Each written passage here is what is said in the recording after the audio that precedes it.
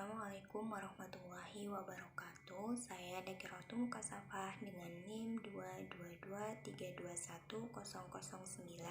Saya di sini akan memaparkan kembali jawaban UTS pembelajaran Al-Quran Hadis yang sudah saya buat. Pertanyaan yang pertama, menurut saudara bagaimana hubungan konsep dasar pembelajaran Al-Quran Hadis dengan tujuan dengan standar kompetensi? Jelaskan. Jawaban saya, menurut saya hubungan konsep dasar pembelajaran Al-Quran Hadis dengan tujuan dan standar kompetensi sama-sama untuk mengembangkan pemahaman yang mendalam tentang ajaran Islam, khususnya pelajaran Al-Quran Hadis, sehingga nantinya siswa mampu menerapkan nilai-nilai Islam dalam kehidupan sehari-hari sesuai dengan standar kompetensi yang ditetapkan. Pertanyaan nomor 2, apa yang kamu ketahui tentang silabus, TP dan ATP dan kurikulum serta bagaimana hubungan keduanya? Jelaskan dengan alasan. Jawaban yang saya ketahui tentang silabus atau TP dan kurikulum merupakan rencana pembelajaran yang memuat bagaimana kurikulum akan diterapkan dalam kegiatan pembelajaran sehari-hari yang mencakup topik-topik spesifik, strategi pengajaran, sumber daya, dan penilaian. Di sisi lain juga kurikulum merupakan rencana umum yang mencakup semua aspek pembelajaran seperti tujuan standar dan ruang lingkup. Hubungannya antara silabus, TP, ATP, serta kurikulum adalah silabus ini merupakan implementasi yang konkret dari kurikulum memberikan arahan dan tujuan untuk pembelajaran. Kalau silabus memuat bagaimana tujuan-tujuan tersebut akan dicapai dalam konteks pengajaran sehari-hari.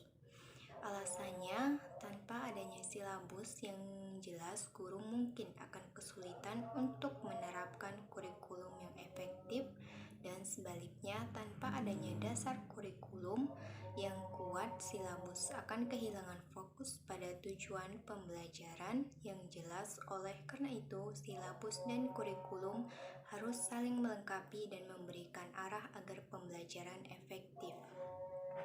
Pertanyaan nomor 3, apa yang kamu ketahui tentang model dan metode serta apa hubungan keduanya? Jelaskan dengan alasan.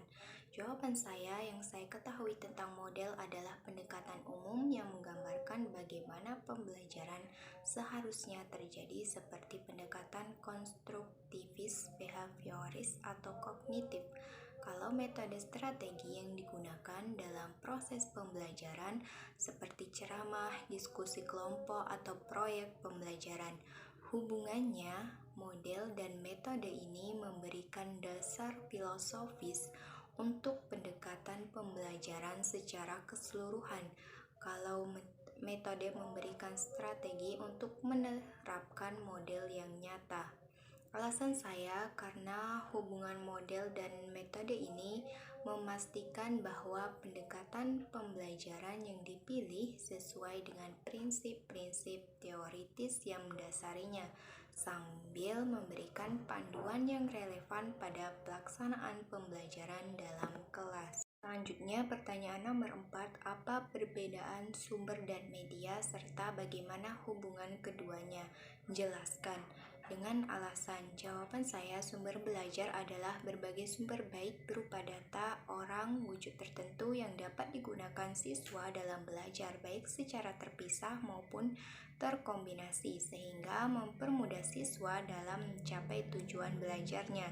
Sedangkan media belajar adalah suatu alat atau perantara untuk meningkatkan proses belajar mengajar demi tercapainya tujuan pembelajaran supaya lebih baik.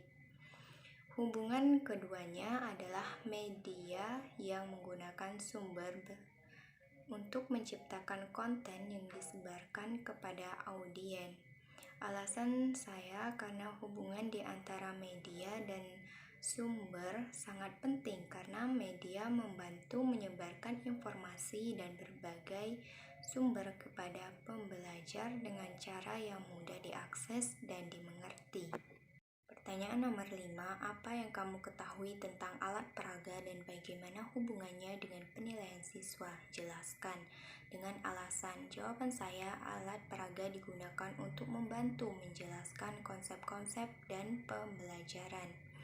Hubungannya ini alat peraga dan penilaian siswa, bahwa alat peraga dapat membantu meningkatkan pemahaman siswa terhadap materi pembelajaran sehingga dapat berkontribusi pada kinerja siswa dalam penilaian. Alasan saya karena penggunaan alat peraga juga dapat meningkatkan minat dan motivasi siswa dalam pembelajaran yang secara tidak langsung dapat mempengaruhi hasil penilaian mereka. Itulah tadi penjelasan dari jawaban saya. Wassalamualaikum warahmatullahi wabarakatuh.